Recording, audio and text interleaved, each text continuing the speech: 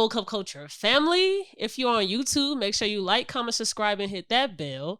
And if you're on your favorite streaming platform, thank you for tuning in and make sure you leave us a rating. This is episode 47. I have a special guest with me on my right. Birdlady, Auntie Shenise, Big Dog. So, hey everybody! I didn't show you how to use the mic, but I'm gonna show you right now on camera. Look, so you y'all don't wait. Don't judge. So keep the mic in front of you wherever you go. Let it travel with you. Hey, can I keep it here? Can you still hear me? No. I mean, they can hear you, but they'll hear you much more if you have it closer to you. All right, so boom. Beyonce. Y'all know whenever I have a episode with a family member, get a little personal, but we still coming with the games. So I'm gonna get you a little warmed up. You hear Please me? do. Warm me up. You up, and we're gonna play Weird or No. Weird or No? Yeah. Okay. So Weird or No, if you're new to the pod, I'm gonna give Birdlady a headline, and she has to let me know if she thinks it's weird or no, and she gives only one sentence to explain why. Oh, shoot. Girl, you know I like to talk. Okay. All right. New study ranks New York as America's best city of 2023. Weird or no? Weird. New York. What? Ain't nobody going down there and deal with them rats and things. No. Chicago will always be it. All right, because you just sound Chicago. Boy, ain't nobody sound Chicago. No. Okay, Devon Franklin says he cried himself to sleep after Megan Good's divorce. Why you laugh? Well, when I seen that, see, you said I can't. Weird or no? It's not weird, but it is weird, but it's not weird. Can I say that? Weird or no? Aww. We go a little bit of weird. Okay, weird. Just why? Because, like, you cry to go to, like, bro. Black men can't cry? Yes, you can cry. I understand it. But just, you cry to go to sleep. That is like giving me, you just lost like 10 points of your manhood. Just 10. Like, wait a minute. Come on now. During the relationship and the breakup, yeah. But can you just imagine a man grabbing a pillow and just laying there? No. This is a long sentence. I'm sorry. Okay, yeah. Weird. Where your bike at? Your bike is right here. He didn't want to do the divorce? He wanted the divorce. And he wanted the divorce. He wanted the divorce. We got Scooty in the back on the camera today. Hey, guys. Yeah. No. Okay. All right. No. Instagram influencers arrested with 216 pounds of cocaine worth around $3 million. Weird or no? Wait, what? Instagram influencers arrested with 216 pounds of cocaine worth around $3 million. Weird or no? What they doing with all that? Them influencer checks, man. They trying to. It ain't enough. So they sell it? Oh my God. Weird or no? They gonna come after me because, you gotta get your money. I ain't saying be a drug dealer, but I'm just, why you get caught? All right. Kanye West has sushi being served on a naked woman at his 46th birthday party. Weird or no? Sushi. Yeah. What was? Nigga, that ain't no shot. That's weird or no? Weird. Okay, why? Weird. Like, bro, that's something to do shots. Like, have it all cute, take the shot or something. Why would you just sit there? So he was eating with a finger or the sticks? All we know is the headline. Weird. Okay. No. Quando Rondo says asking a girl her body count is lame. Weird or no? Super weird. Wait, asking a girl. He says asking a girl her body count is lame. So he's defending us. Mm. That's true. Wait, you said weird or weird not? Or That's no. not weird. Okay. No, I'm with him on that. All right. That's lame as hell. U.S. military offers legal immigrants path to citizenship. Weird or no? Say that again. U.S. military offers legal immigrants path to citizenship. Weird or no?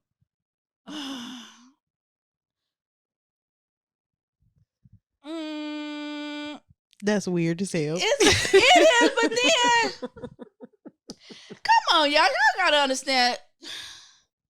U.S. is the best. You know what I'm saying? So Not U.S. the best. they just got it. They want to be us. Make America great again. This sounds like a Trump supporter. Trump 2024. She said U.S. is the best. That's gonna I'm be just somebody's political saying. campaign now. It's not weird to me because Okay. no, let them come. If they could get it, they want us to come here, stay here. You know, I said they should come here, stay a couple of years, and then make them, legal. Virginia, which earned an 8.4 out of 10 survivability score, was deemed the number one state most likely to survive an alien invasion. Weird or no? Just say alien. Yeah, they was So voted. they real? They was voted the number one state to be able to survive it if it was to ever happen. Oh, so it didn't. No, Girl, I'm about to say, No, wait it a minute. didn't. Why would No, y'all? it didn't. How was that? I don't know nothing about Virginia, so I don't know. So Is they? Well, I don't know. Again, I got the niggas I'm talking about. So I don't know. What are you talking You about? said Virginia is the best state to what? To survive an alien invasion. I'm not going to agree with that. Why? Go to Chicago. There's some rough niggas up in there. I'm just saying. Okay. Hey, can't nobody be Chicago. I don't know. Memphis woman charged with stealing more than $640,000 while working for Brinks. She later admitted to the thefts and returned $30,200 back. Weird or no? Super weird. Why? She worked for the truck folks Yeah. that drive, and she stole the money and then said yeah, and then returned it. She returned like $30,000 back. So she ain't know to act dumb, blind, and say she didn't do it. It was somebody else. Somebody had her at gunpoint. And she was Weird or no? weird on her for getting caught and returning and saying that she did it. Yeah. Okay. Florida man almost lost his leg to deadly flesh-eating bacteria after he was bitten by a family member. Weird or no? Girl, is this stuff real? Yes. Everything that we say and Weird or No is our real headlines around the world. He got bit by cousin Pete, and now his leg got cut off. Yes. Now you know some cousins you wouldn't want to bite you. They showed the cousin. Nah, I'm saying you know some cousins you wouldn't want them to put their mouth on you. Ooh, that's what I said. They ain't weird, but that Why you itching? because how your leg come like they real life bitch in you. That's some nasty That's stuff right. in your mouth gotta be just Weird right. or No? Disgusting. disgusting. That's what So I'm I'm saying. saying. That's super weird. That's Okay. super weird. Last one. Alabama inmate Casey White sentenced to life in prison after escaping jail with help from his alleged prison guard lover. Weird or no? These was really What? weird today. This can't be true. Why I ain't seen none of this? You gotta look at the news, man. It's a lot happening every day. So the man escaped from jail with his lover, another cellmate. It was a prison guard. This You dropped the mic. I'm sorry. I'm sorry, y'all. I'm sorry. What? Yes. So did he get caught? Oh, well, no. That's all we got is the headline. Weird or no? Super weird. Why? First, you said a cellmate. A prisoner escaped jail with the help of a prison guard A prison guard. who was his lover. So what? That's what I'm saying. That's like, first of all, that's a big old topic for me. Was it a male? we don't know. We don't know. Okay, so if it was a male, that's like, bro, like you work here, why is you late? Come on now. No. Now, it was a female, I'd be like, you know what? They was on somebody in class. I mean, she was falling in love. She wanted them up out of there, you know? So it's better if it was a woman guard. I'm just saying. It's not better, but I'm just saying. Okay. Look. So that was like, weird damn. and all. Thank you for playing. You're welcome. I don't like it, girl. I gotta get up on my news. Yeah. I can't believe that is true. So Cousin Pete bit somebody. Yes. And it was a bacteria flesh wound. Zombies. I gotta see that. I'll find it and send you the other link. So you trying to sue the cousin? I don't know. You got to read the article. Oh, that's what I said. I gotta see him. I got questions. Okay. I'm Said sorry, Cousin Pete. Cousin Pete. Okay. I'm sorry. All right. This is my auntie. I'm sorry, y'all. Hey, y'all. Auntie Shenise. Yes. What's up, girl? Nothing much. Just chilling. Looking cute, you know. Yeah, Scooty said, this your auntie? When you walked in. Oh, she the fine auntie. Thank you. Scooty, everybody got that fine auntie in the family. There's only one in every family. Only one. Maybe two. Okay. Maybe two. 1.5, depending. Okay. If they back to back, yeah, but nah. Yeah, you know, shout out Molly Ma. You know, me and Ma, we the fine cousins. Oh, you know, my of goodness. the family. So would you Oh, I be the spoke to auntie him or the today. uncle? Huh? Would you be the auntie or the uncle? I said we the fine cousins, not the fine aunties and uncles. Which, This is why you my least favorite on the squad. I always tell my kids I look like an auntie uncle. So when I don't, I'm sorry. When I have my days, baby, I be somebody's auntie uncle. It's okay. I ain't nobody uncle, okay? I'm the auntie. I just look It's okay. a little. I look like I play basketball. Bam, that's a good answer. Yep, leave it at that. But speaking of being my auntie, Yes. let's talk about being that. Being my auntie. Okay. What did you think when you met me? Straight out the cooch Oh my goodness. to the girl, the woman that I am now. T-Dolla. Well, I call her T-Dolla. I don't know if y'all know about T-Dolla. T-Dolla was a high school name.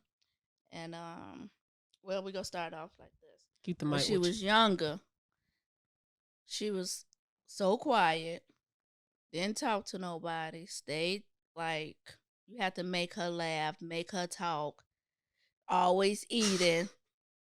The girl ate perm. Yes. That's what I'm talking. Always eating something. But That's why I got asthma. You think so? That is why I got asthma. I Are ate you the perm. Yeah, I induced myself to have asthma eating that Oh perm. my God! It messed up my insides. See, always eating something.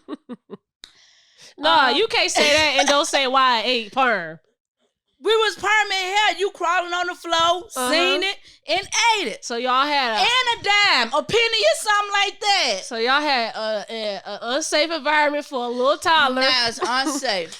because y'all was doing hair with the perm exposed. You with should me have in my stayed over reach. there in that pool living room. Mm. Nah, you want to come over here, seen that little jar. That baby at radar came up. And had to come stick them little fingers in there and say, it's good. Mm-hmm. But yes. Okay, y'all. T-Dolla was always like just quiet and to herself, played the game. My son, they was the swag kids at one point in time. They dance, play the game. She was like basketball. Yeah, she was always laid back. The way she is now is how she was when she was younger. I don't think nothing changed. I'm gonna say yes, it did. She's boisterous now.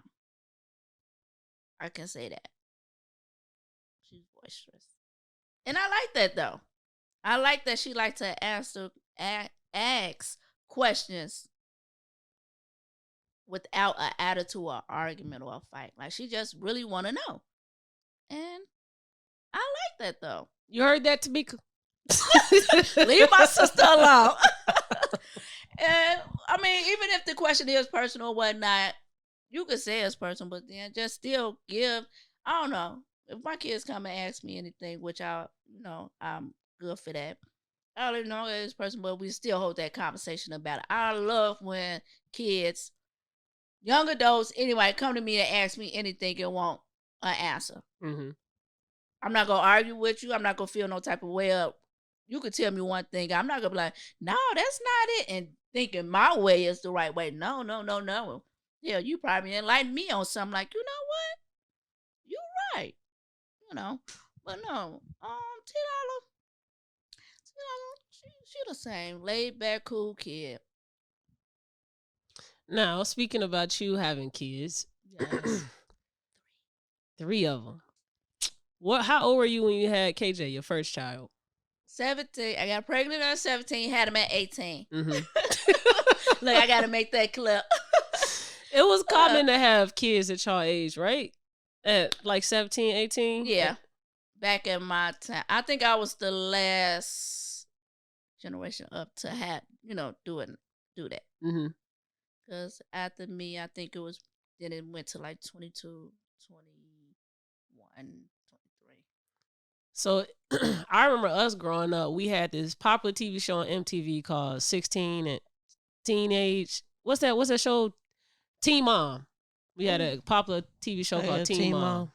Yeah. And so they made it like a big thing, like our generation. So is worse because y'all 16 and pregnant. No. It slowed down. No. I'm not going to agree with that. Y'all generation is not. Y'all didn't have kids at, young. Mm-hmm. Y'all was waited to now probably right after high school. Mm-hmm. Okay, yeah. But y'all went through high school before you had a baby. Mm-hmm. Well, not you in general, but y'all generation. I would say that. What were your feelings, if you can remember, when you got the news or took that test and was like, I'm pregnant? I was okay, like, oh Lord, I'm about to have a baby, Terrell. Oh my Jesus, Lord. Of course I went to my mama like, I'm pregnant. Why were you scared to tell your mama? Because, keep the bike with you. I don't know. It's just like a intuition. It was just like a intuition because when I told her, she was always cool with Terrell. First of all, let's make that very clear. She liked it. Terrell. Terrell was a good guy. Terrell's the father of her first child. Yes, sorry about that. And he was a good guy, and she actually, I'm not gonna say that part. Okay. She liked him a lot, and so, but when I told her, she was just like, I knew it. I knew it because you was eating greens. I hated greens. But now, oh my gosh, I eat them up. And that was it. It was okay. It was, of course, you go looking up like how you take. Well, I didn't have to go look up how you take care of babies because I always had my nieces or my little cousins. So that was pretty much. That was like, I don't know. I was hands on with it already. You had said that I'm a cool kid because I ask questions, and you had said that you like when younger people are like that. Yes. One of the things that I was able to recognize about you and your parenting style was that you didn't whoop your kids. No. You didn't beat your kids. You ain't whoop them. No. You would probably spank them or whatever, but you ain't give them the whoopings that I grew up getting. No. So where did that come from? Why didn't you follow the same parenting style as the way you were parented? Because I feel like you didn't have to whoop them. If you could talk to your kid, first of all, if you could talk to them, they understand. To be honest, I really don't know. That's just how me and my kids was. I told them, I'm not going to put my hands on you because I feel like you old enough to hear what I'm saying and respond back in a genuine way, And that's how it was. I just didn't want to whoop my kids, beating them with belts and all that and picking up something and doing. I didn't think that was necessary just to get a point across. Do you think that your kids would have turned out differently than how they are now if you would have disciplined them that way?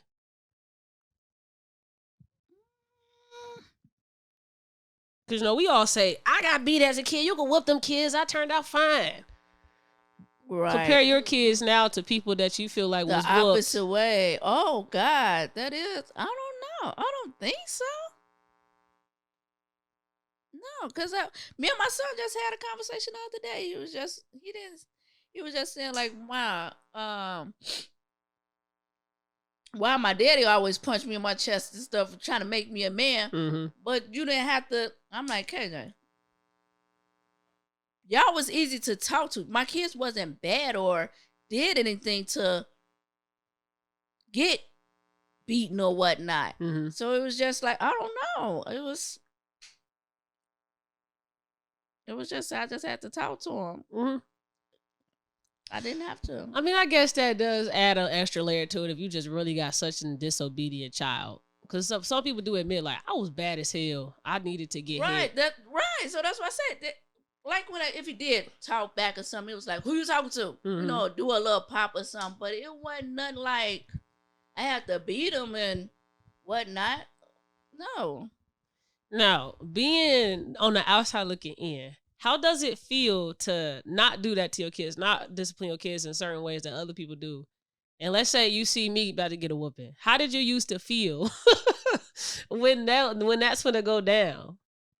I always try to talk the person out of it. Like Yeah. my sister, like, girl, what you hitting her for? Just let her go on in the room, girl. Let her calm down. You doing, Now they finna yell at you. I know they did. Yeah. They did. Like, me and my sisters, we go through this now, and my Tony, that's one of my sisters. Oh, I'm gonna get her. I say, Tony, what you gonna do all that for? What you get? Just go talk to her. Hold the conversation. Shenise, you come do it, cause I can't do all that. A conversation, but you willing to knock her head off and out? Hold the conversation. Yeah.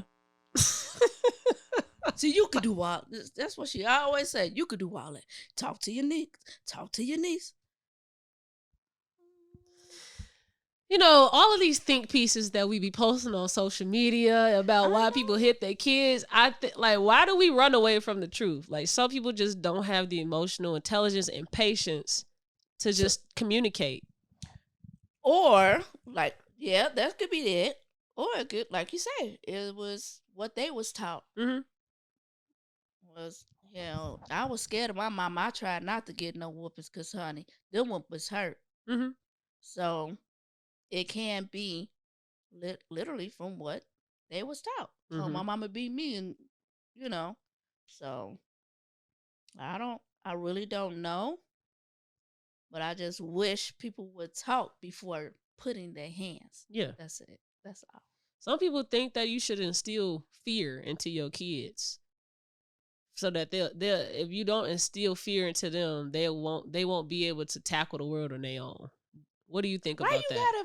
Why you gotta be the person to feel? Why y'all can't sit down and just hold the conversation? Like, hey, so don't let nobody bully you, or I ain't gotta come to you. Hey, sit your butt down. You heard what I said.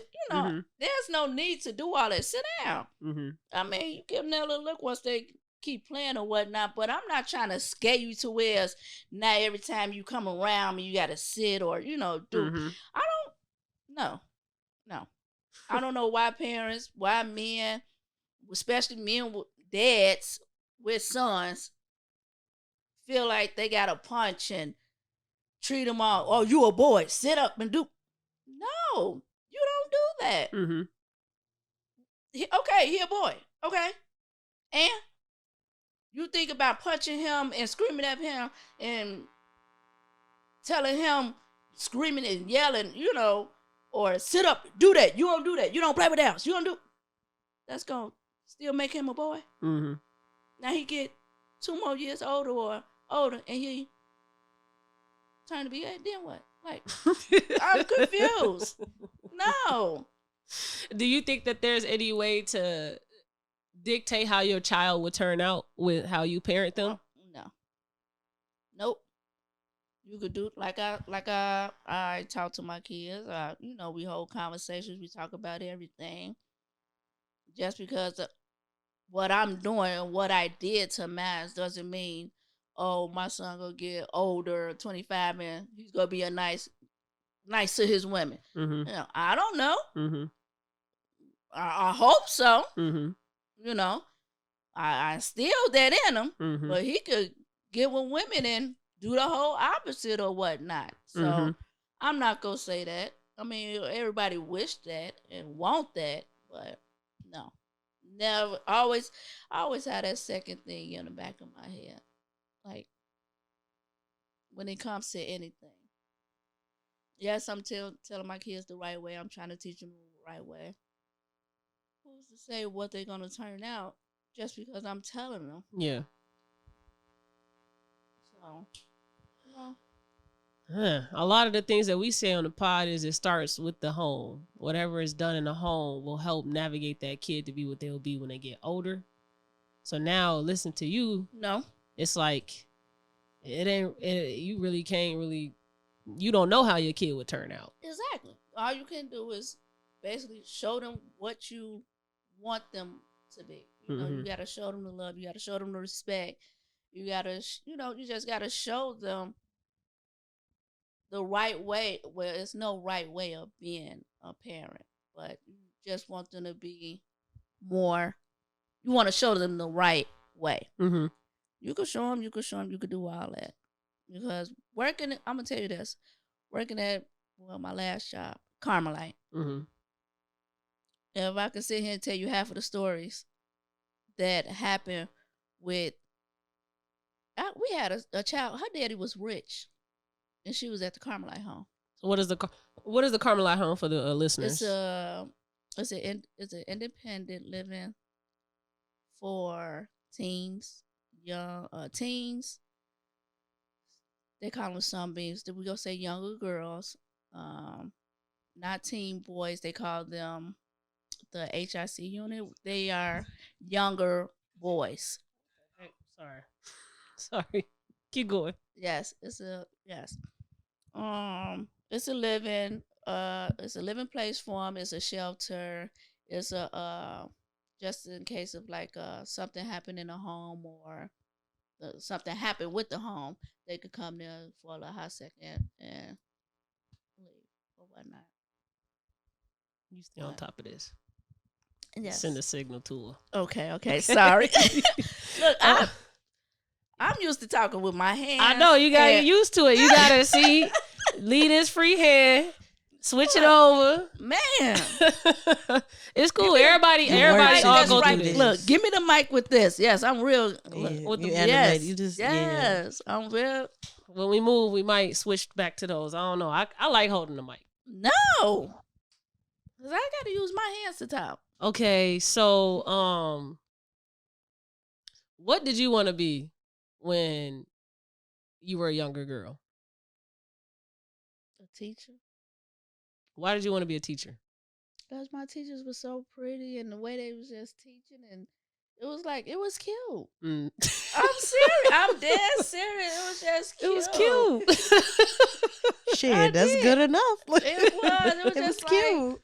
how they would just be welcoming you in and be so happy and come on, I don't know. That was just cute to me. Like, okay, I want to be a teacher. That was like second, third grade. 6, 7, I came up. 7, probably 7, 8th grade. I wanted to be a doctor. Mm-hmm. But yeah, when they were saying the blood and I couldn't take that. Like, I say, no, I'm gonna change that. Never mind. I'm just gonna watch kids. Okay. I'm gonna do a daycare. I'm gonna be a daycare owner. I'm gonna own my own daycare. That's what I'm gonna do. Mm-hmm. So ever since then, I just been working in daycares, working with the youth. Mm-hmm.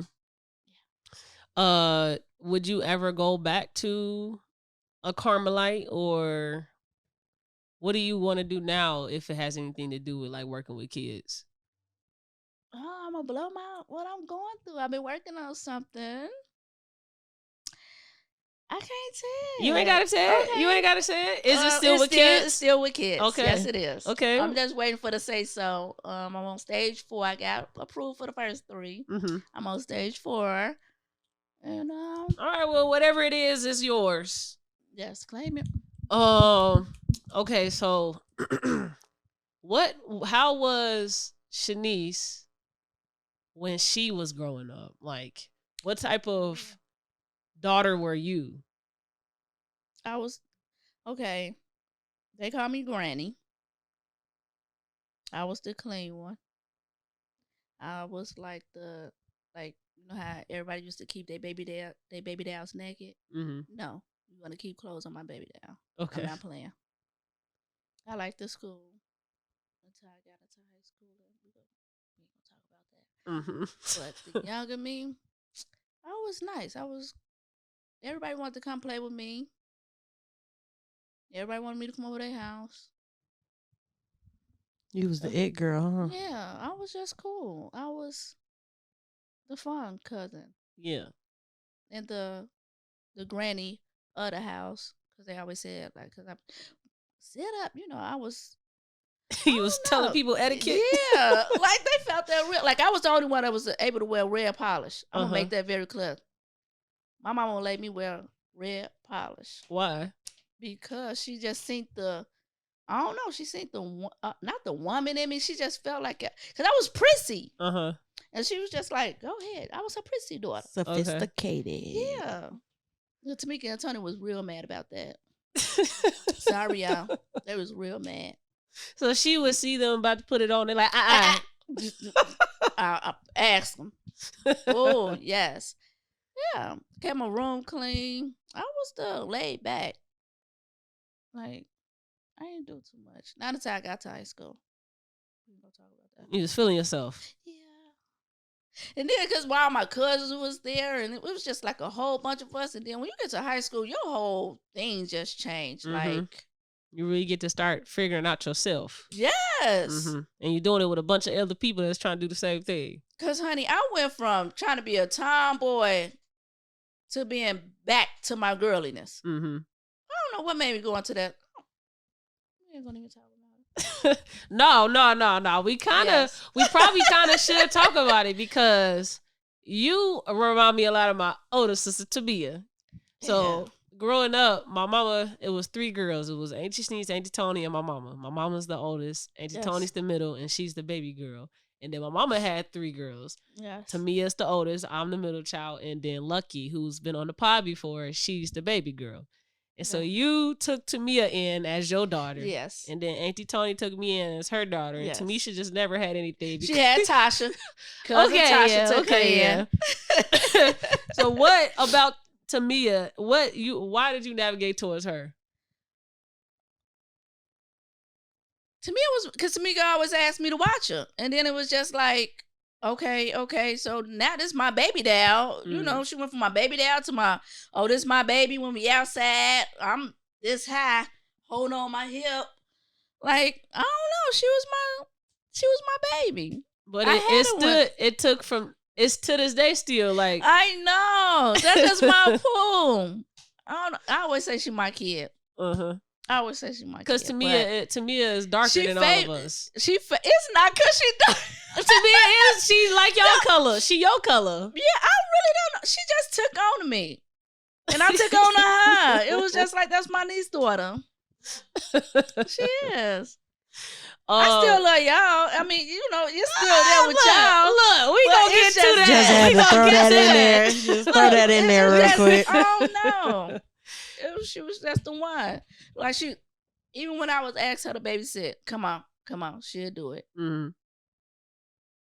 So it was just like, I don't know. She was my baby. Did you see any similarities in how Tamia was molding herself to be that to whatever you were when you were at her age?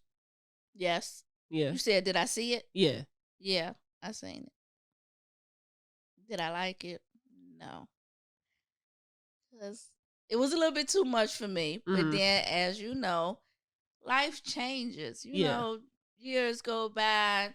Things is not always the same. And like I always told them, we definitely had our conversations. Did it? Some of it, she worked it and used it and whatnot. But then Y'all know Tamia is her own. Her own thing. But I didn't get upset. I didn't get mad. Yeah. But we did have our conversations and, Yeah. And you got to learn from your own mistakes, boo. Yeah, I'm never the person that I told you so or this and that. Uh-huh. You just got to figure it out what you finna do next now.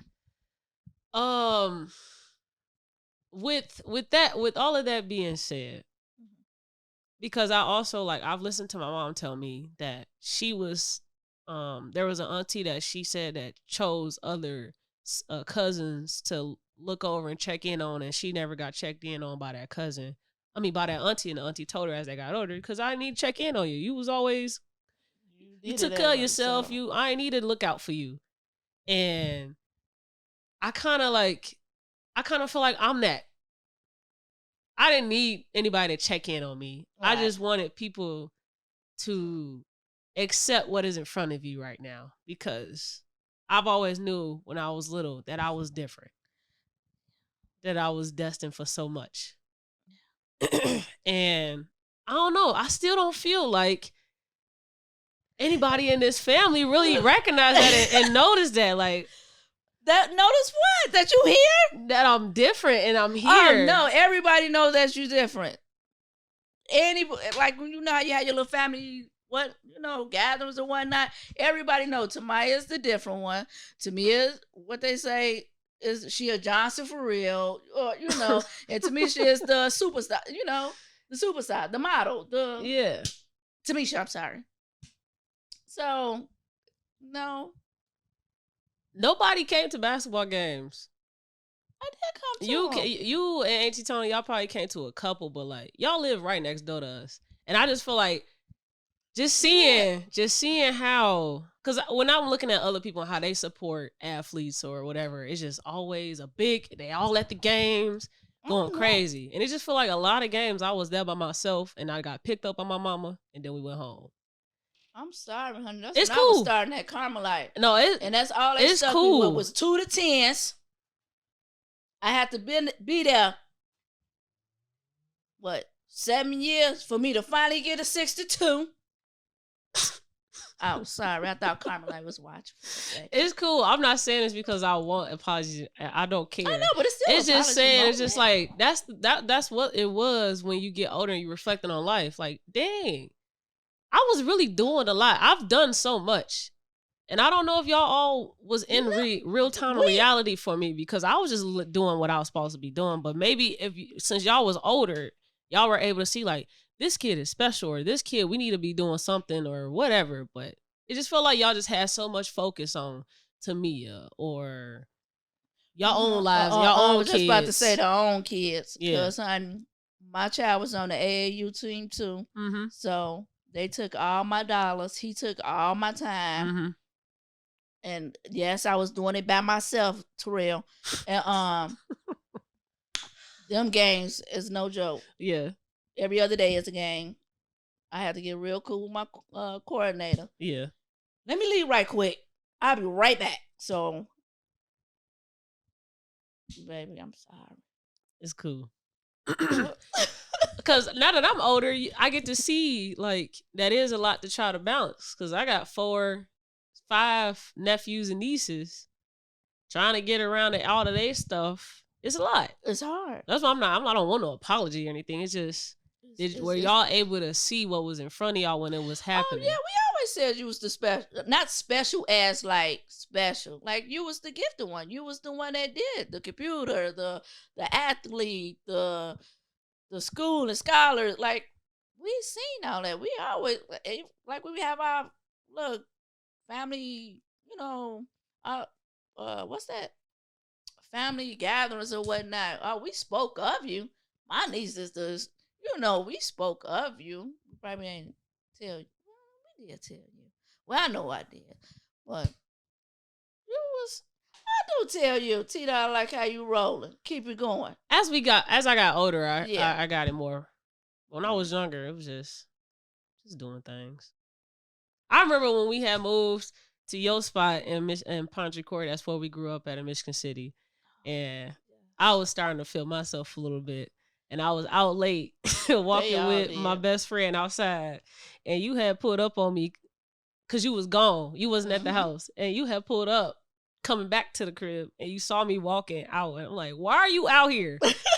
I was so scared. I was like, "Oh my God, I don't know what to say." Yeah, I didn't know what to say because this is something Tamia will be doing. So. I don't think I scolded you. No, you didn't, but I was scared because I'm like, I'm the good one. This is what Tamia is supposed to be doing. Like, that was my mind growing up. Like, I knew that I was different. And so me doing anything that I felt like was not what I was supposed to be doing, I felt guilty. No, it actually should have made you feel good because it'd be like, I'm out here walking late. See, if it was Tamia probably would have got scolded. Like, why you out here? Woo, you know. Yeah. But then you was like, why you out here? Oh, you just need to, okay, go ahead. Be back. Stay in front of the house. You know. It wasn't like that with my mom though. Probably with you or another auntie or uncle, but not my mama, because anything I did, don't ever do. You want to punish me? I'm locking your game away. I forget to take the garbage out. I'm taking your game. You want to punish me? How many times she had to say take the garbage out? No, it's just you ain't you forget. You forgot now, Matthew. Yeah, I couldn't do nothing. I had to be Shame. Shame. I had to be perfect in that household. Oh, excuse me. Maybe because you was the perfect kid. So when you did do that or not on your game, it was, I don't know. Exemplified. I'm not finna. I'm not. This is real conversation that a lot of people that have though, because you are on the outside looking in, but you're still very close to another household. Yeah. And I remember when I was at a funeral recently, I had asked somebody that claimed to be close to my father, why weren't you ever around to tell him like, hey, you're not being a good human being. Take care of your kids. And I still didn't get any closure from that. Like, because you already said you feel weird sometimes when you got to say, hey, don't whoop her. Yeah. So being on the outside looking in, but still being very close to a situation that you feel like could be better. What is the limits? What are lines you don't cross? You step in and say something? Yeah. Well, it depends on the situation, who, what, when, and how nowadays. Mm-hmm. Did I like what your dad was doing? I ain't even focused on him. I was just saying in general. Oh, okay. She said, huh. You know. Because you also didn't have baby daddies like my mama baby daddy. So that's why. Girl, if you stop it. She did it. Her baby daddies took care of their kids. They was there. They want to send some money. Yeah, so, she ain't had the deadbeat baby dads.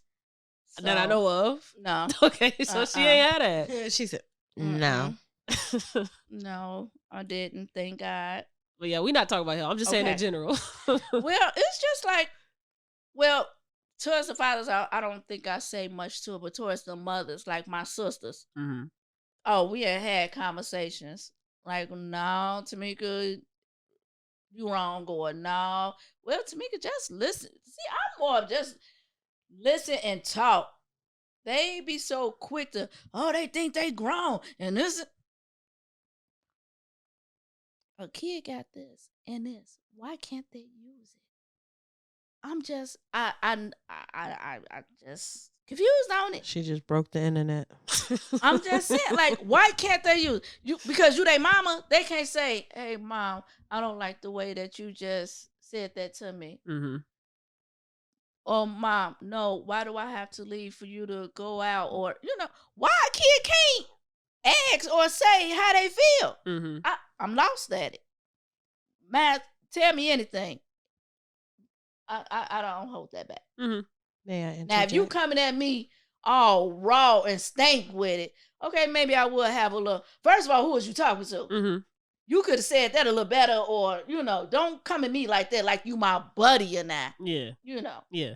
But if you my kids or some niece or somebody, like you just said, and I feel like you want them.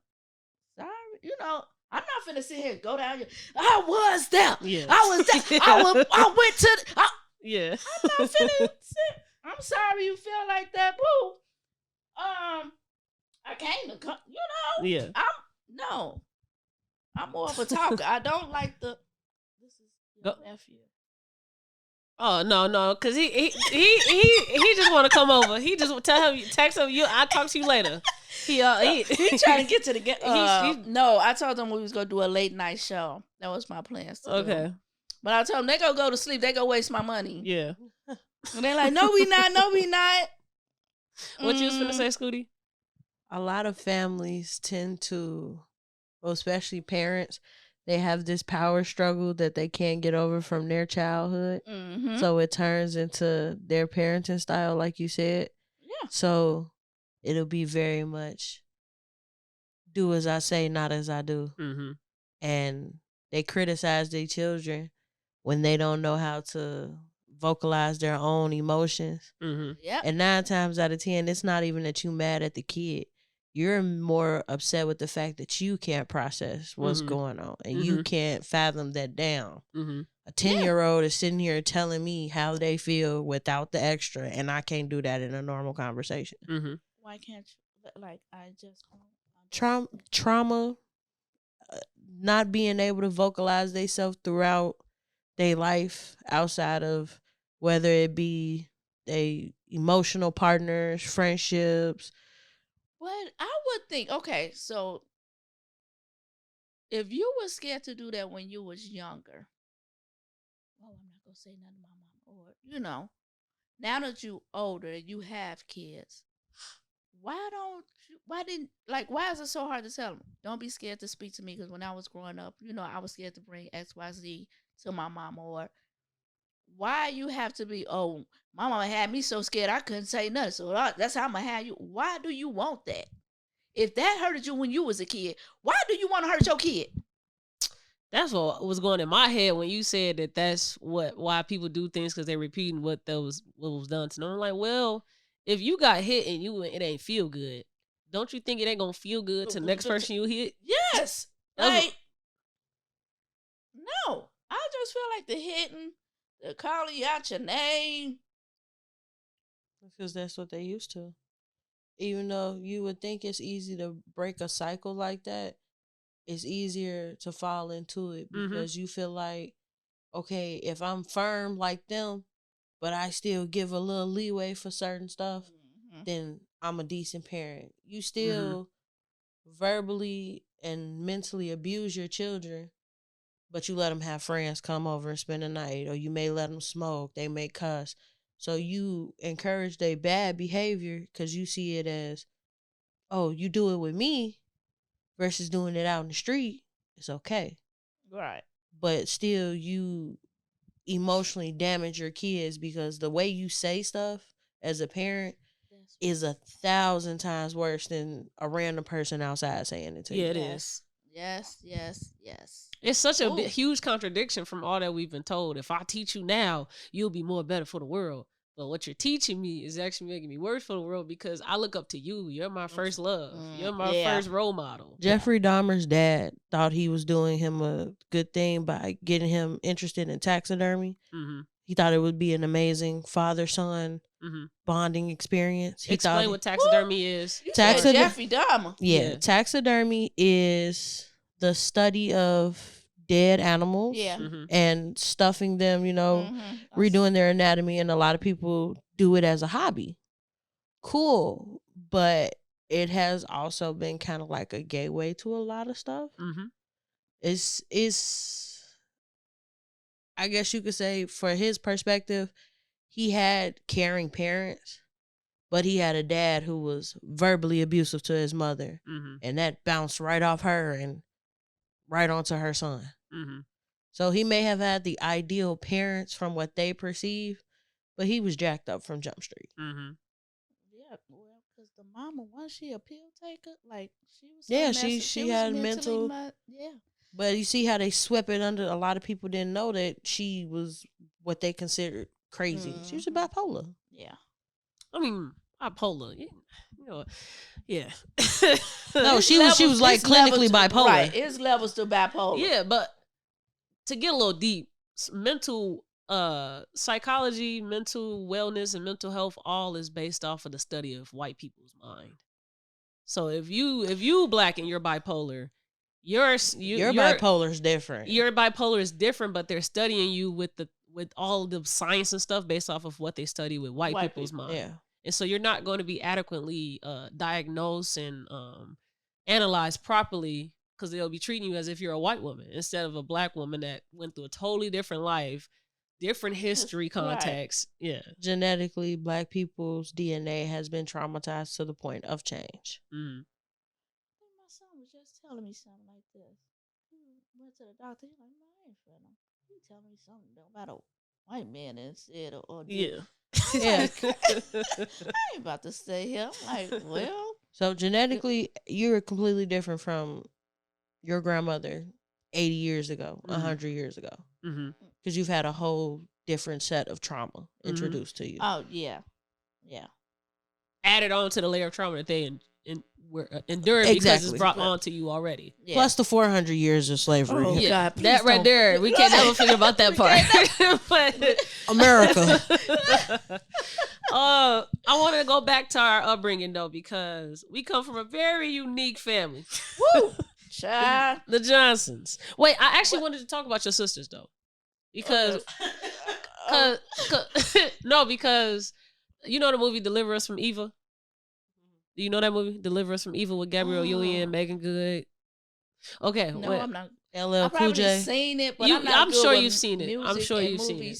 I gotta see it again. I'm gonna get. That's my reference, but you go look back later to see what that is. Okay. Basically, it's 4 sisters, and they all was close, and in the neighborhood they was the fine sisters, and all the men wanted them, but they had Eva, which is Mama Tamika in this scenario. They had the older sister Eva, and she was very stern. She's the big sister to protect her. They parents died early or something like that. Girl, that's her now. Yeah, so that's Eva.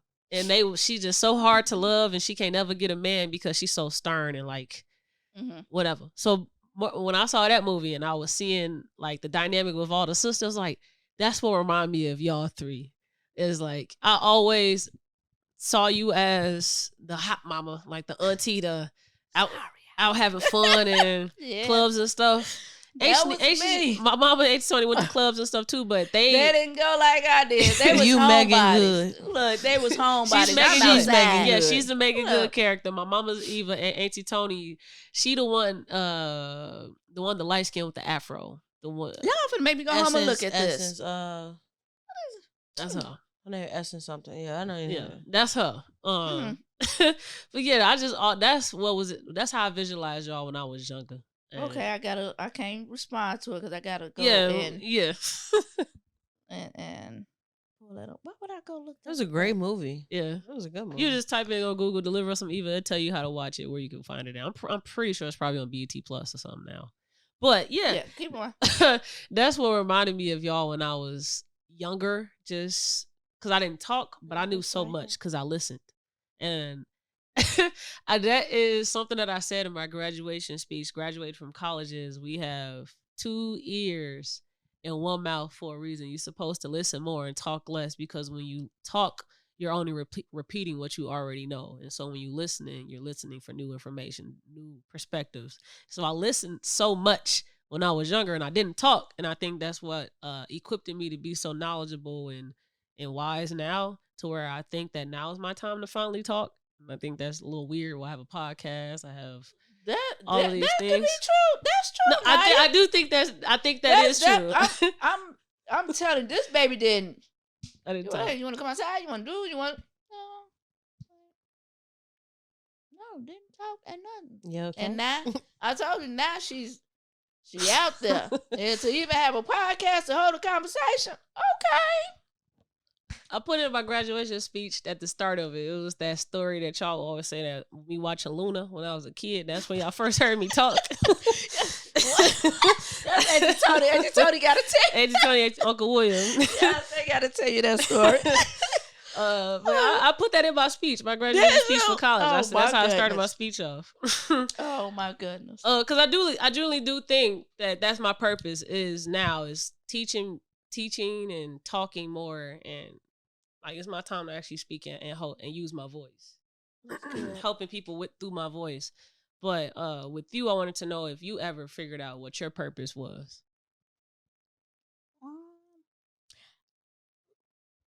Now, as I sit back and just look at me, Like, I say I'm good with teens. It's like I sit and I could talk to them. I'm good with communicating with them. mm-hmm.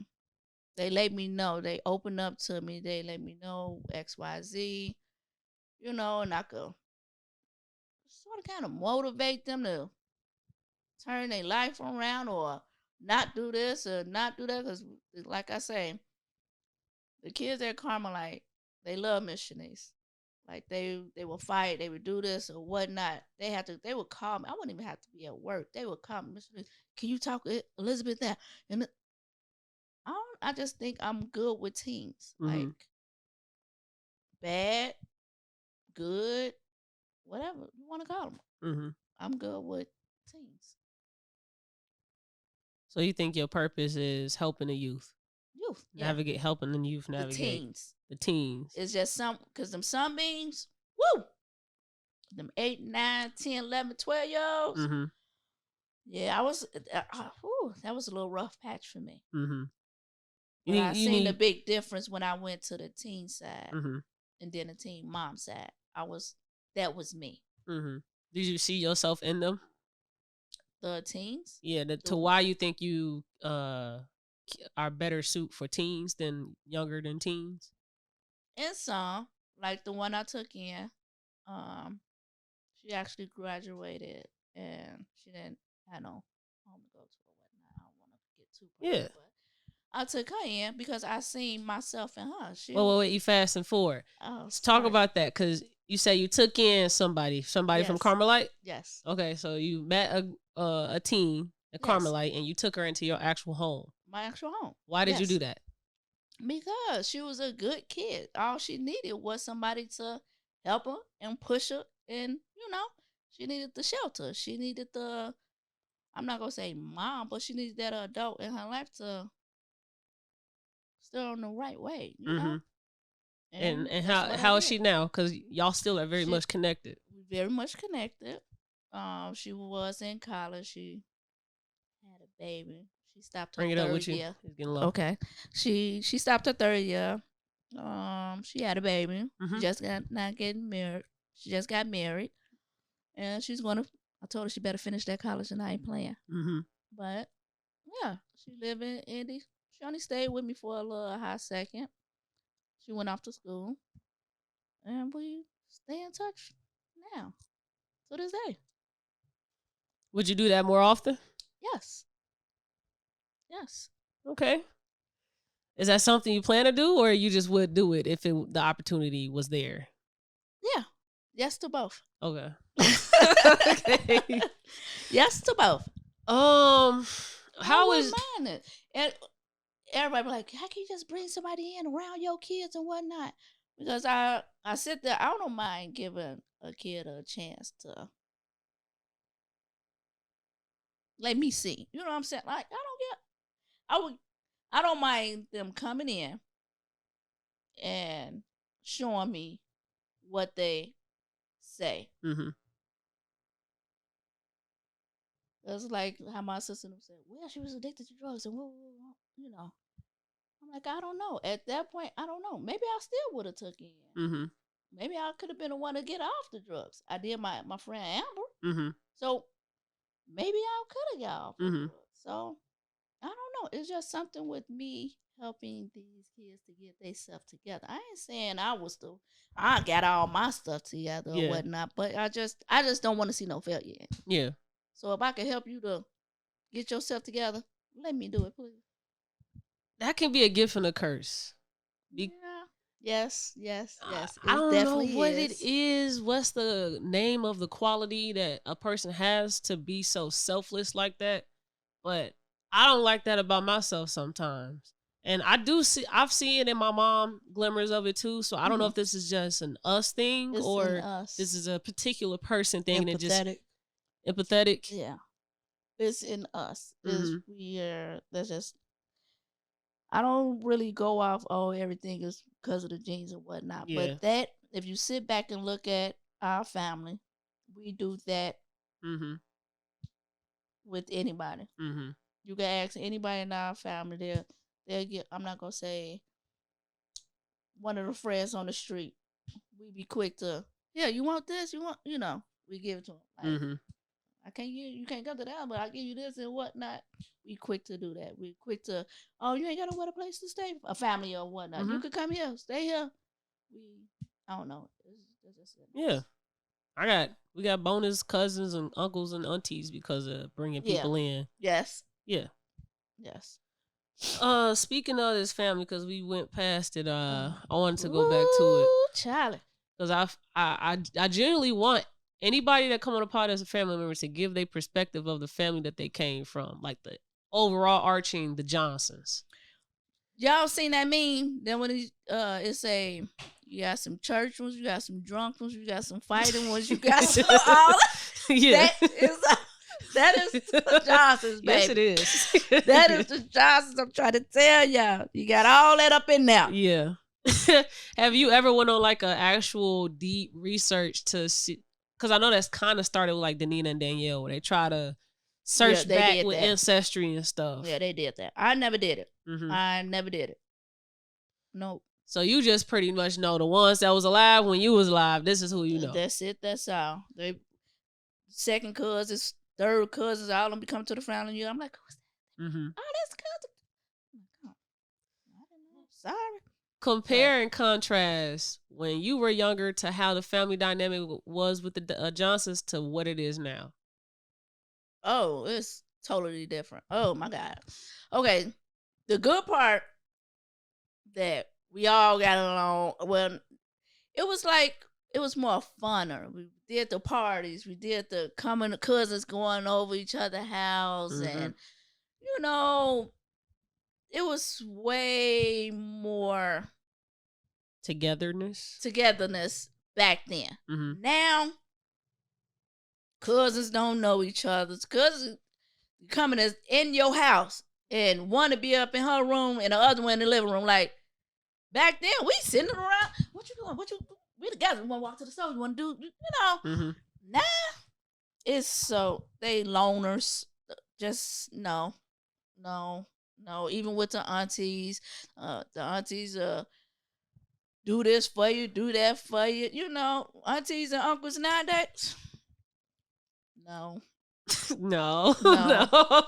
You by yourself. No. What do you think was the change or the start of the transformation with the dynamic? I don't want to say. Well, you know what? When my mama passed, when my grandma passed. Bring the mic to you. Yes, sorry about that, y'all. Well, I want to say that, but then I be having the other little part of me that be like, life just, I don't know, it's just different. It's just not the same as the years go and the generation change, and Mm-hmm. It's just not the same. We could say it's a bunch like social media could be a large reason. The way that we use that to connect with family instead of just actual in-person connections. We could say, I got my my things, but you've lived with this family longer than me, so you've seen more than I've seen. To be honest, I don't know what it is. It might be social media now. I just feel like everybody just went on to their own little way now. Like, you can't even pay them to come over to your house to have a cocktail with you. It's always, everybody just separated. Mm-hmm. And I don't like that. That was my plan to have, you always saying, to get along and, let's all do something together. Yes, that's me. Come on, why? Nah. Who gonna be over there? Oh, no, I ain't coming. Who gonna be over there is very important. That is the number one thing. You have anything in this Johnson family, they go ask. They go get on the phone. That means say how many people gonna be there? How many people gonna be there? Yes. I mean, do we have social media? And because that's how everybody talk too. Do you think that asking who gonna be there, how many people gonna be there, is important to ask with knowing this family? like Do I we say, have real reasons for why the family should be distant and separated? well, I have my reason why I was distant from Mm-hmm. someone. So people probably do got reasons. They didn't state it, Mm-hmm. but I stated mass. Yeah. They knew mass very clear. Yeah. But others just don't. They probably stated to the person that they close with, Mm-hmm. "Oh no, I ain't messing with her because she do this or Mm-hmm. but never came and said, "Oh, I don't like coming around because Uncle Bob always laughing too much and he hit me." I'm just saying in general. Mm-hmm. Don't nobody know Mm-hmm. unless the person that you tight with. Mm-hmm. Speak on, like, do you think we have any protection, or like you know how we have a justice system to where we have to answer to wrongdoings? We have to be set in front of a juror and they have to decide on whoever presented the best case. Do you feel like this family, the Johnsons, had ever had any sort of that layer of protection for right and wrong? Again, if they close to that person, yeah, they'll do it with that person. But just just say if a situation happened in the family, if something happened, Mm-hmm. they don't go to the people that it happened to. Mm-hmm. They talk amongst it with somebody else Mm-hmm. and study. Just say my situation. None of her sisters came to me Mm-hmm. and said anything like, Mm-hmm. "Hey, this and that, y'all talk it out," or this and that or whatnot. But Yeah. when she passed, everybody want to call and be like, "So how do you feel?" I don't care. I don't. So just so the listeners aren't confused, something personal happened with you Yeah. in the family, and nobody was there to To help you through that, defend you in any way. Is that what you're trying to say? yeah. Okay. They didn't or try to even fix the situation or, trying to bring it to something. It wasn't none of that. I don't care. I mean, Mhm. you know what I'm saying? Because I'm my own person. I got this Mm-hmm. or whatnot.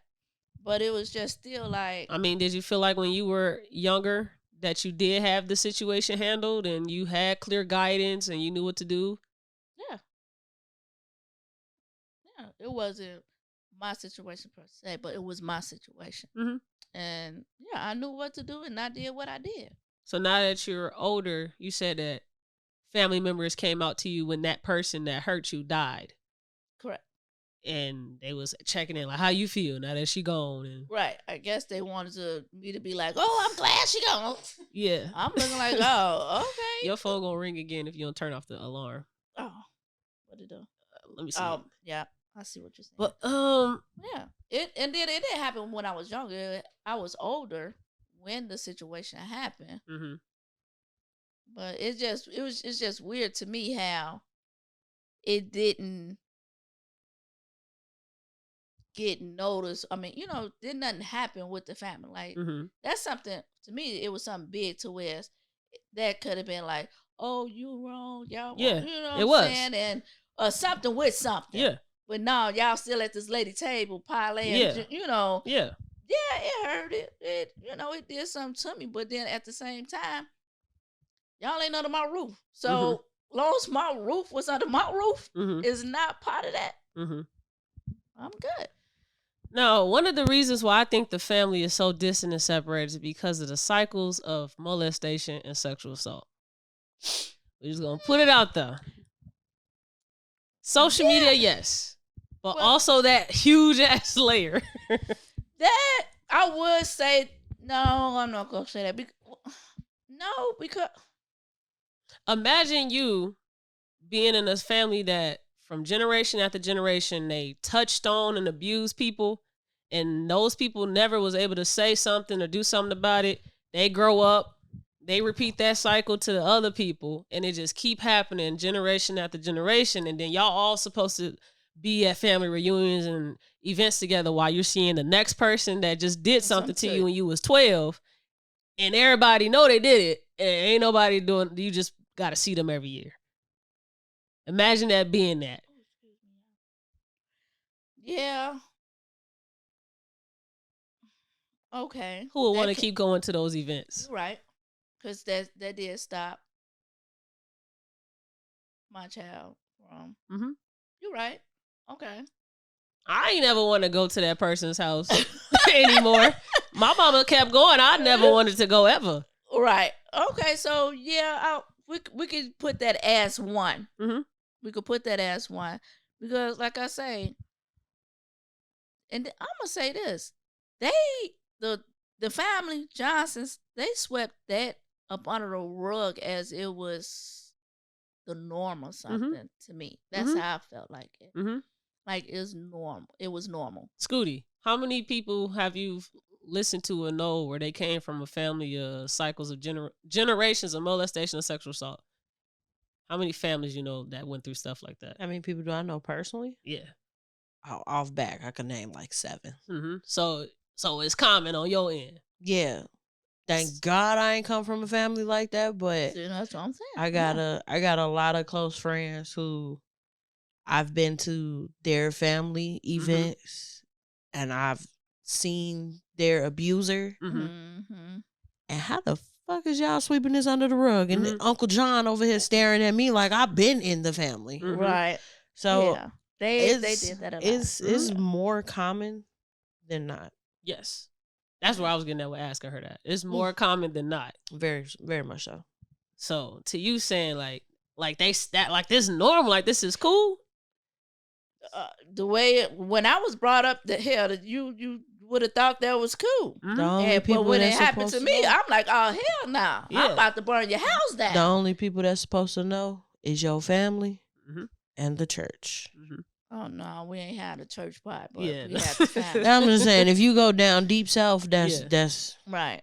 they gonna be like, yeah, you can tell the pastor, maybe. So the unique thing about Auntie Shenise's story and then our story is that when it touched our generation, more specifically us and y'all having kids, when it touched y'all having kids, that's where the cycle, Separation. that's where the separation I feel like started. You're right. Because You you right. finally spoke up and said, You right. hey, get these motherfuckers up out of here. You're right. You're right. You're right on that one. Yeah, I'll give you that. So now that you was, because you were able to see it in real time, somebody molests somebody, Mhm. and that person takes action, sends that motherfucker to jail, Well, I was trying. and you saw it from beginning to end of that whole situation, and how the family reacted to all of that. How did you see like the separation starting then in real time? Did you notice it, or did you? I didn't notice it because I was the one that did it. Mm-hmm. So I separated myself. Mhm. But as far as everybody else, I knew the reason why I separated Mhm. myself. Mm-hmm. So What about when it happened to the other person?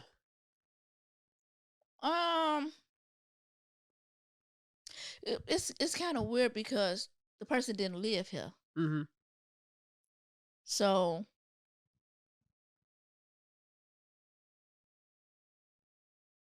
well, damn, she didn't never come around the family no way. So, Mhm. so we go. I'ma say, yeah. Okay, we gonna skip past that because actually, No. I feel like that's a conversation we can have in part 2. yeah, let's do We that. can have it on part 2. Yeah. I really wanted to actually bring up Okay. something about myself personally that I just experienced. Okay. So, me growing up, I didn't talk. We've all stated all of that. And as I'm getting older, I started to gain my own voice. And as soon as I gained my voice, everybody telling me to shut the hell up. You talk too much. You're And disrespectful. No, you don't. And I never did. I never stopped talking.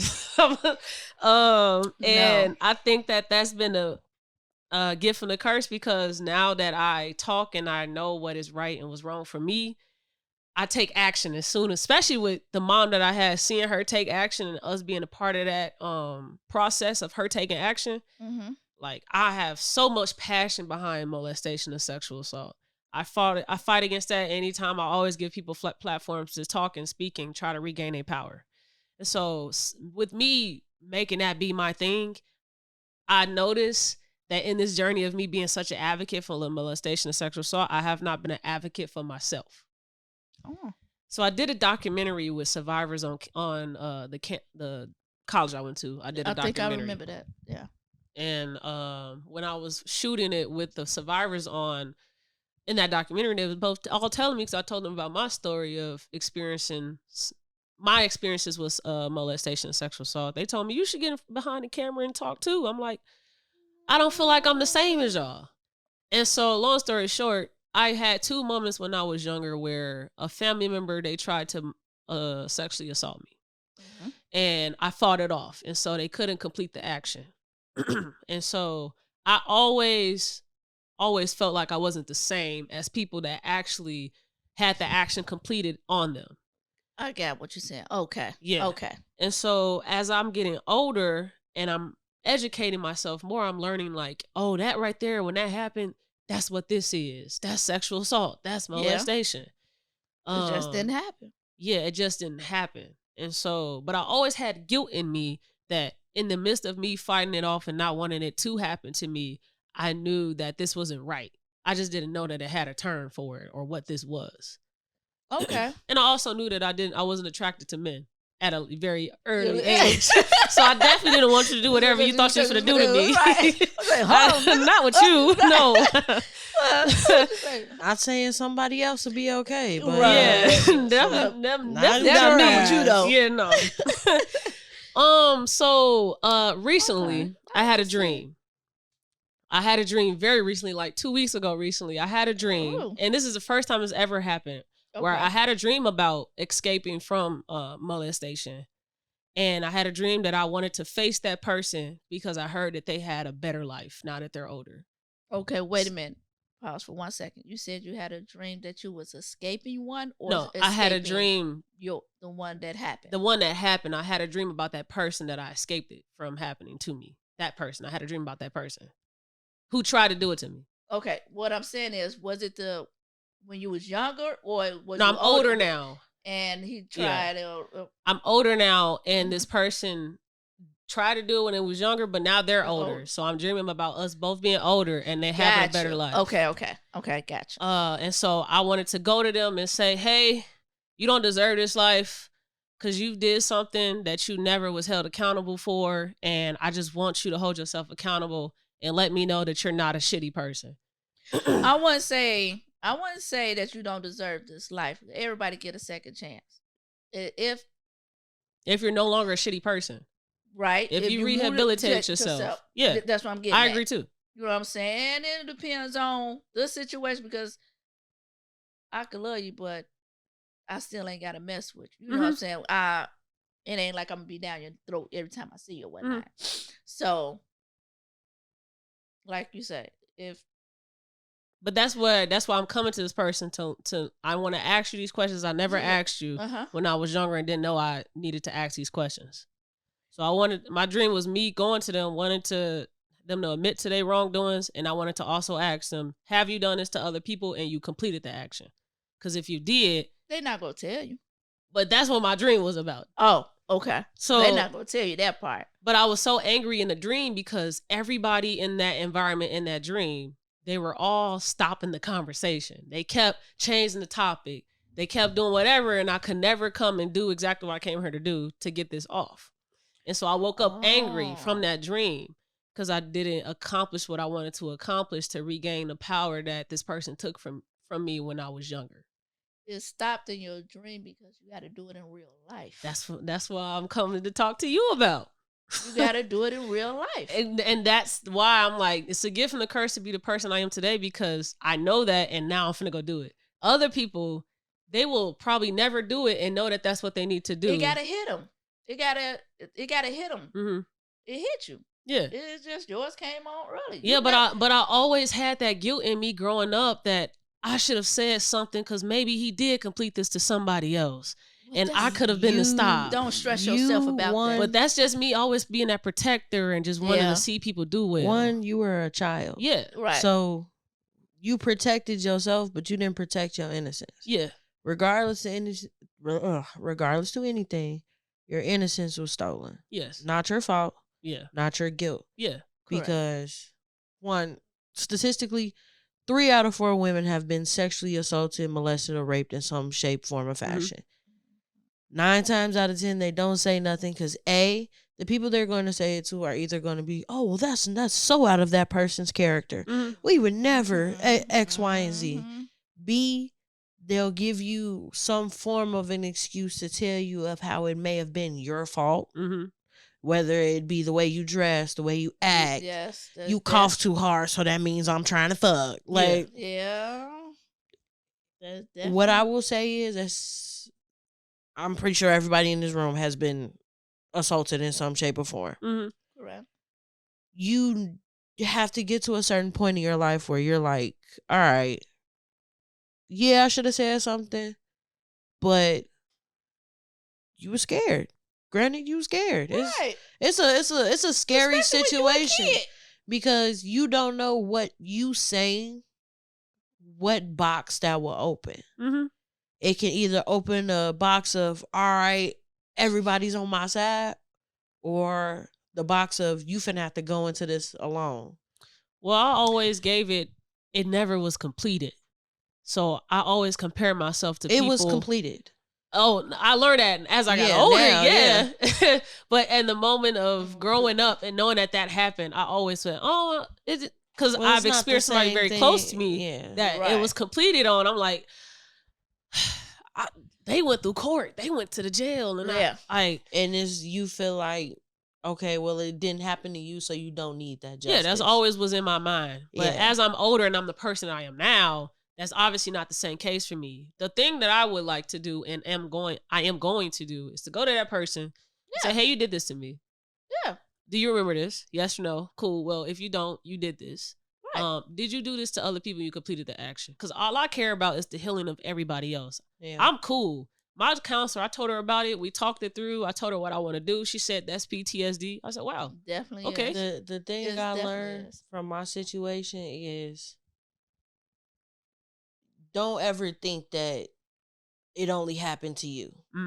Because I learned that it didn't. If it happened once, it's either happened before or it's going to happen again. Yeah. Because when my situation occurred, I told it to somebody that was close to the group, and he was like, well, damn, you the second person to say something like that, so it's got to be true. I'm like, so what? A woman came to y'all and said this, and he was like, yeah, but she loose. So exactly. She didn't say yes. But it was the way that men saw her. Yeah. The men didn't see me as a loose woman. They saw me as like, oh yeah, this our friend, this our homegirl. You're more honorable. You have more value. I have more value, stature, or whatever they try to put it. And he's like, oh, well, dang, that's really crazy. We're not going to speed past the fact that you just said not one, but maybe 2 other women have came to you and said this to you about this man. Yeah. And you all have just been defending him. Yeah. When I say defending him, I told his brother. His brother was like, I'm a liar. I'm flat out a liar. Couldn't be no way. Impossible. He get, in his word, he get bitches. Why would he do something like that? Yeah. So that's what I want to know. Yeah. Tell me. Thank God he's in jail. Unfortunately, not for my situation. Yeah. But he decided that he was going to take someone's life. And now he has to pay the cost to be the boss. Yeah. So he got 30 something years. Yeah. You only been in there 2? Yeah. Oh, that nigga's cooked. Yeah. Well, talking with my counselor, she told me, she said, now I know you say you want to go talk to this person, you want them to admit to if they've done it to other people because you care so much about those other people. But do you know what could happen if you bring this up and this comes out more further between just you and that person? What could that do? Could that affect the other people that he's completed this action with? Like, have you thought about all of those things? And so I wanted to talk with you, and because you know the family that we come from. When I go to this person, what could be the worst thing that ever happened? A conversation. A conversation. That person, a conversation. I don't think it would go no bigger. Again, laid back. no, I think it would a conversation just between y'all 2 Mhm. Now, yeah, I think a conversation might admit, might not, might Mhm. say, yeah, for real, might hit you with that, but you'll know, you'll Yeah. feel it. Yeah. But if they apologize and, like, damn, nah, I that's what I think Mhm. you will get from that person. I ain't gonna lie to you. Cause I'm a real ass nigga now. You a thug. I'm a real ass You nigga. a thug. This person is like me, where we all slated this person out to be A good, kid. Da, da, da, da. So when you learn that this person has done this more than once, serially to other people, now that's the part that got me like, yeah. That's where it's like when, if it trickles Unfortunately- out into the family, that's when it was like, okay, another one of Tamika's kids doing shit. It really. But I don't think it's going to trickle out to the family. I promise you. I don't think that.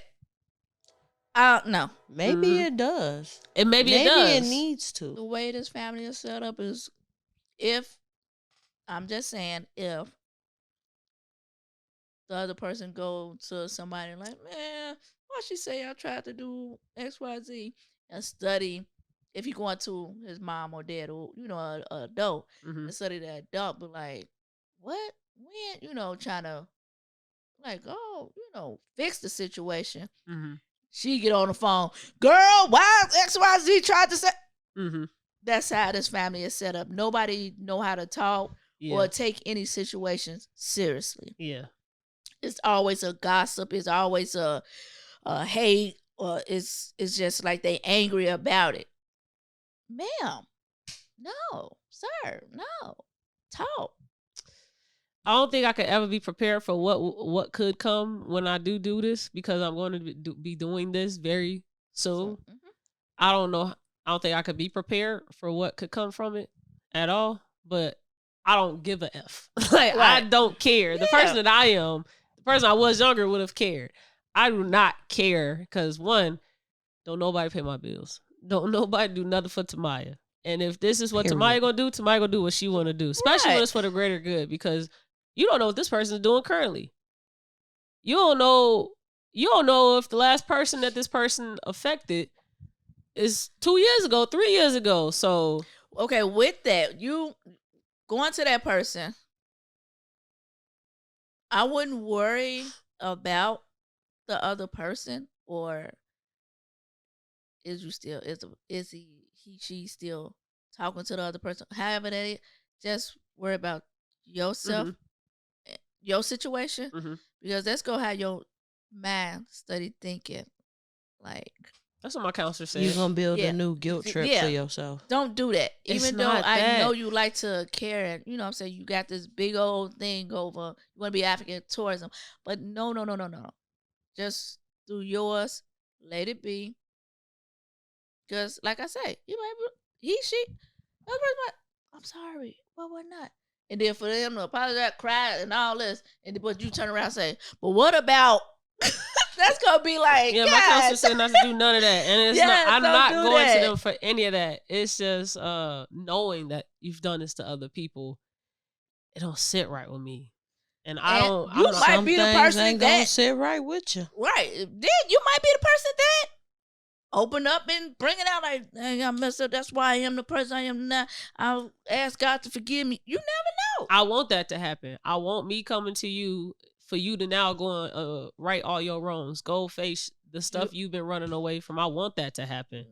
You never know. You might You'll get have that. to accept whatever outcome you get. Don't But blow up from it. Don't get big the closure about it. is you addressing the situation and letting it be known that X, Y, and Z affected you. Why did this person do what they did? Do you have remorse? Do you feel bad? Did you grow from this situation? And then if you get the answer that you want, then all blessings. But if you don't, then hey, you the longer we dwell on the past, the harder our future becomes. So dwelling on it. Now, if you could be a person that it happened you yourself swept it under the rug, build yourself up from it, and don't want nothing else to be brought up about it, or don't want to talk to the person, don't even want to see the person, don't even want to ask the person, why did you do that? If you that type of person, go ahead, do it. But if you're doing great and moving on with it, I feel like you don't have to go and ask the person.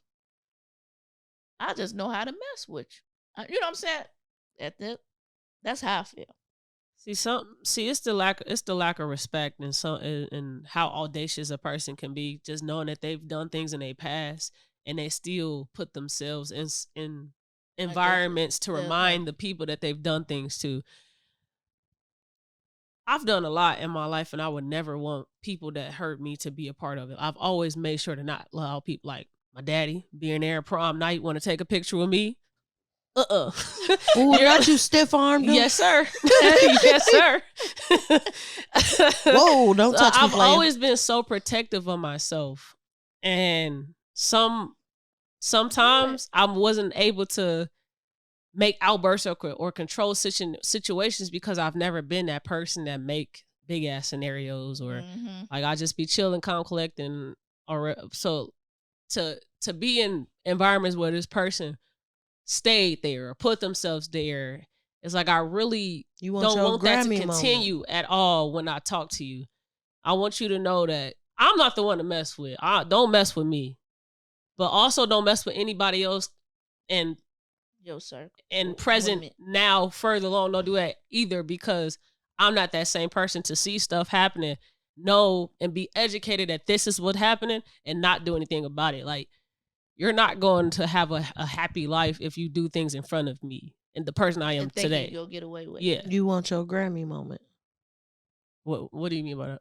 So, you know, a Grammy moment, that's the big deal. It's like, damn, this is it. Mm. This is where you feel like once this conversation happens, this is where this cycle is going to stop. Mm. Like this is it. The next time I'm gonna hit you with a pot. Like, right. Yeah. And I can respect that. Honestly, I am terrified to say something to that man, because I know for a fact emotionally, burn the jail down. Oh baby, everybody in here, burn it all down. But that's me. Me personally, I have not moved past that yet. Yeah. Like, I don't want to say I haven't moved past it. Like, it's like, okay, I can talk about it. Yet. It ain't hit you but yet, baby, some days I just be like, because you haven't regained your power back from what was taken from you. Nobody deserves to be sexually assaulted. It makes you feel so icky and just like disappointed. You be more disappointed in yourself than the person. You be like, damn, what did I do something back? Hold on, because how in the fuck did this happen to me? Yeah. And then you know, I can't victim blame nobody, because it's like once it happens to you, you like, damn, now see why don't nobody ever say nothing, because y'all gonna think I'm a hoe. Y'all go, like, if we be honest, that's what a lot of men consider rape to be, a hoe being a hoe, and now she wants somebody to save her from her wholeness. Like, oh, she didn't get her way, so this is the label she gonna throw. Some women do that. I will say that. I was about to say it depends. Yeah, women definitely. Some women will cry rape. Yeah, but at the rate and the level that it occurs, everybody ain't out here being, oh yeah, Dante a creepy nigga. This the fifth person say Dante creepy. Y'all homie might be creepy. Yeah. Right. And there's a lot of men that take up for, it's a lot of men and even a lot of women that will ride till the wheels fall off about this person, because they know what type of person they really are. And they also know that if this person is held accountable for their actions, they gonna lose it all. Everything is literally going to go down the drain for them. And they would rather see you suffer than the person they care about lose it all. Well, yeah. It's like a yay nay. Mm-hmm. Like with that, because you got some people like me. I don't care about how it happened and the family member, all that.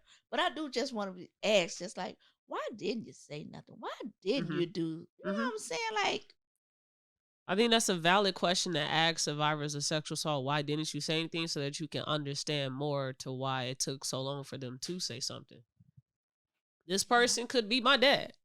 This person could be an older cousin who everybody deemed to be such a amazing person and would never do something like this. And so I knew I would never be believed. Or I did try and immediately was not believed. And so I never tried again. And a lot of people don't want to disturb the reputation that their abusers have. Because a lot of the time, their abuser is somebody of stature, of prominence. Yeah. So, just like in the situation that I was talking about, the girl, because she is what people deem promiscuous, and the guy was more of a outside, oh yeah, everybody want to kick it with him, everybody want to hang with him. It's not believable that he would do something like that to her. Yeah. And sometimes you feel guilty and you don't want to disturb somebody's progress in life. Like maybe you do see somebody doing well. And if you say something about something that's eating you alive and you still haven't healed from it because they did something to you in the past, you might disturb their good life and you feel guilty for they got 5 kids now. Right. Fuck them kids. Sorry, TT. I'm sorry. I'm just well, you got that's true.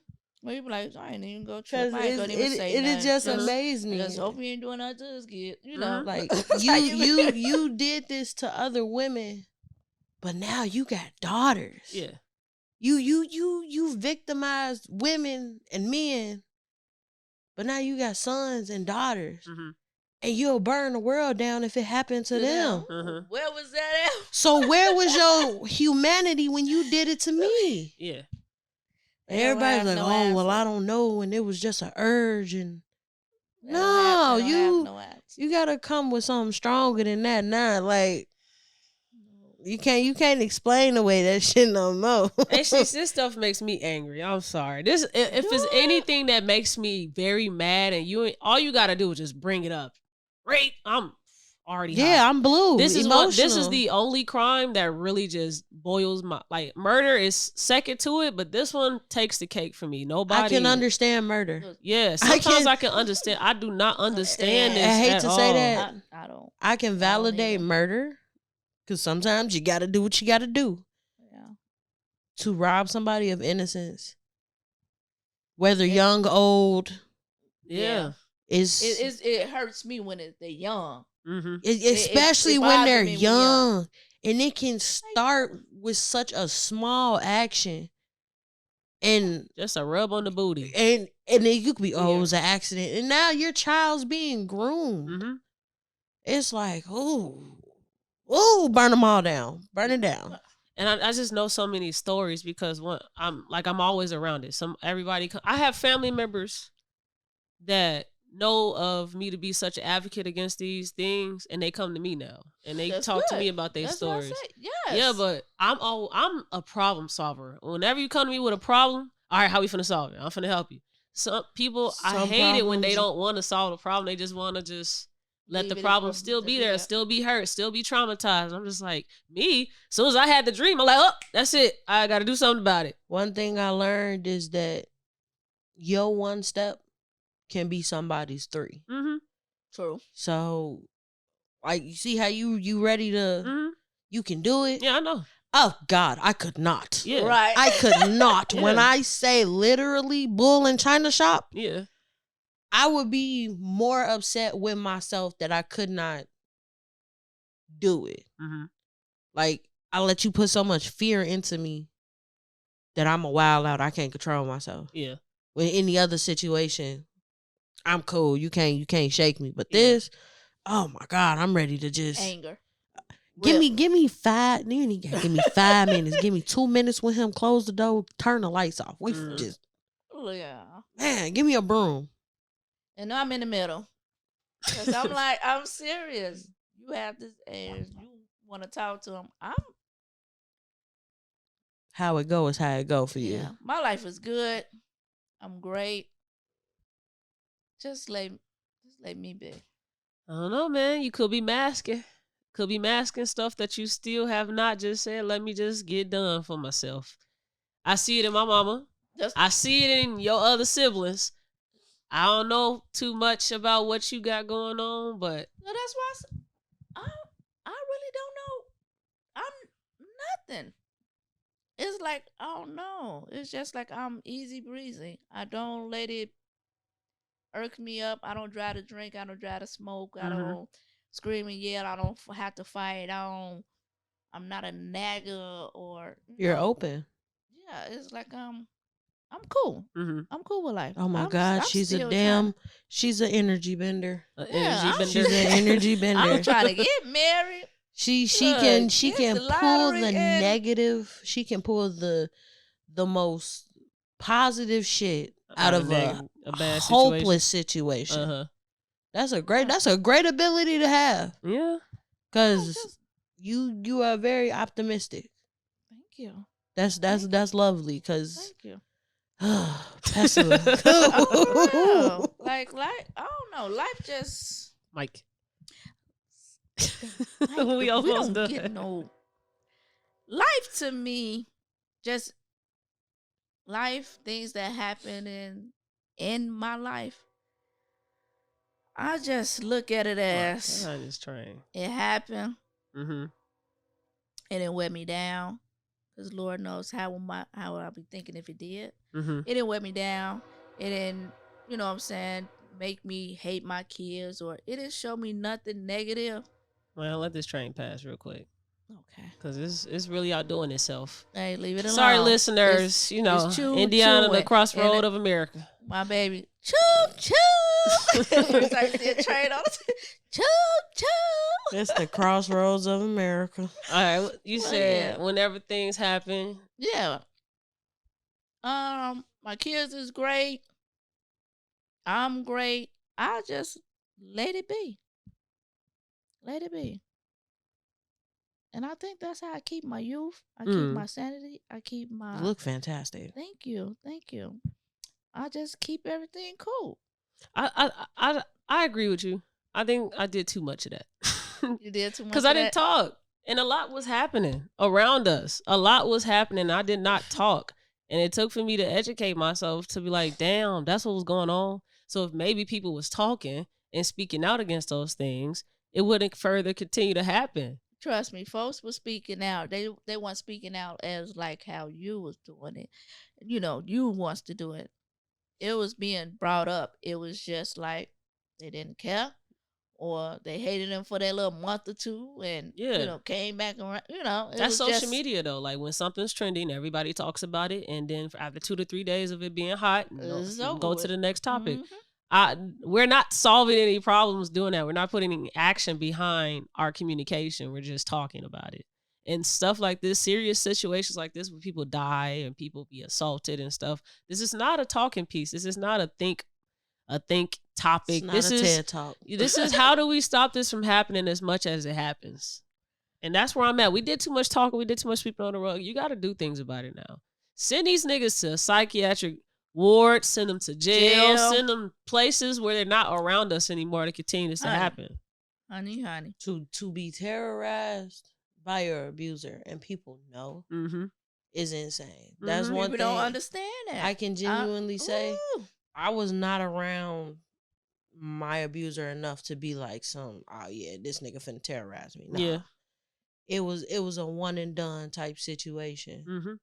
But it still was like, damn, this man is everywhere now. Like I can't shake you. I don't want to see you. I can't shake you. And it's like, the way you feel afterwards. It took me a long time to even be comfortable enough around the opposite sex. Yeah. I'm like, you know what? If you're not my dad or my brothers, like I genuinely, I couldn't even school, college, didn't go. Stopped going. Yeah, I stopped going to school because of it. Stopped going to school. Started working with kids. Okay. At-risk kids. found out a lot of them was going through the situation in school, Mm-hmm. I'm just like, God, they were babies. Whew. 6 to like 12. I had Woo. 2 of them, a girl and a boy. Right. And the boy had it the worst. Mm-hmm. Yeah. He had it the worst. And I was like, wow, it was ooh. Do you had through all the trauma that you've experienced in your life, do you feel like any of that could have just manipulated you making better decisions in life, or you changed courses because you just haven't healed through issues? Or you made decisions you probably wouldn't have made if you were more of a healed being? To be honest, I don't know. Because when it happened, it made me like, I don't want my kids nowhere. Mm-hmm. So that did happen. But to be honest, that's the only thing. I don't trust nobody with my kids. Mm-hmm. So that might be one of them. Mm-hmm. But other than that, I'm good on. I just don't trust nobody with my kids. Yeah, we are definitely gonna have a part 2. We're gonna have you come back because it's so much more to ask you. And get to know you a bit more. And I want to say a little bit more too, because this topic is real big. Mm-hmm. It's real big. Mm-hmm. For the simple fact, you got some that want to speak up, you got some that don't want to speak up. Mm-hmm. Even if you 45 and it happened when you was 3. Mm-hmm. Do you want to speak up on it? Mm-hmm. You know what I'm saying? How did you move on with it? Or, Yeah. So the topic is huge, especially when it's family members that did the situation. How do you, like you say, how do you still go to this barbecue? Mm-hmm. How do you do I still call you uncle? Do I still call you cousin Pete? You know what I'm saying? So start calling your ass John. John. John. Yeah. Grandma John's here. And like you say, do you keep yourself away from the family because of this one person? Mm-hmm. You got 100 family members, but this one person messed up. So now you don't come across this family because of one person. Yeah. Do you do that? Yeah. Is that good? Is it bad? I think that's what we all need to ask ourselves and answer that, because I'm sure a lot of us has been in this situation. There's a link. Every time a video is posted on YouTube, you go to the bottom of the descriptions. There's a link where you can send us videos, memos. You can remain anonymous, or you can disclose yourself. You can ask us questions, tell us topics to speak on that you want our takes on, give us shout outs, leave us whatever you want. Click that link, the questionnaire link, and send stuff there. We're going to check it. Hey, that's what they do. The bottom below. Link in the description box. Yeah. So especially if you resonate from anything that we talk about on the pod and you want to give your take, or you want to ask us questions and get our advice, anything, just click that link. Yeah. So click that link. Please and thank you. Let us know. We also have merch coming. You feel me? So we got merch already. Right. Yeah, we got merch already on the website. So you can see Just Watch the Damn Podcast merch on the website. We got different colorways for that. We also got this coming. Oversized tees for the summer. You feel me? Let me see the bag. Let them see the bag. I like that. 1-800-I'm fine. Call me. Really? You know that? 1-800-I'm fine. Our little mental health pieces. I'm just saying that with some black biker shorts. Yeah, man. Check on your people, Crocs. even if they look okay on the outside. Yes, you got it in white, and you got it in that color right there. Yes. We're going to be within your cities. You know, we got stickers to paint around the cities, you know. Just Watch the Damn Podcast. If you want some of these stickers, definitely let me know, because I'll probably put it on our websites to give to y'all for free, and y'all just paint them wherever you are, because we got people now in when Dallas, y'all see us at that gas station on 75th and Stony Island posting them things, y'all better scan the damn podcast. Y'all better scan this code and just follow the podcast and put y'all people on. Thank you. I know. I just told the man at the gas station. He's like, where you going looking out? I said, my niece doing a podcast. She got her own podcast. He said, yeah. He pulled his phone out and said, yeah. First I said, just watch the damn podcast. I forgot that wasn't it. I said, no, that's not it. It's club culture. My bad. Looking at me like, just watch the damn podcast. I mean, that's how you remember us by. That's how I remember it. Dang. But yeah, just watch the damn podcast. Just watch the damn podcast. If you are on YouTube, make sure you like, comment, subscribe, and hit that bell. And if you're on your favorite streaming platform, thank you for tuning in and make sure you leave us a rating. Yes, yes. Peace. Peace out. Just watch the damn podcast.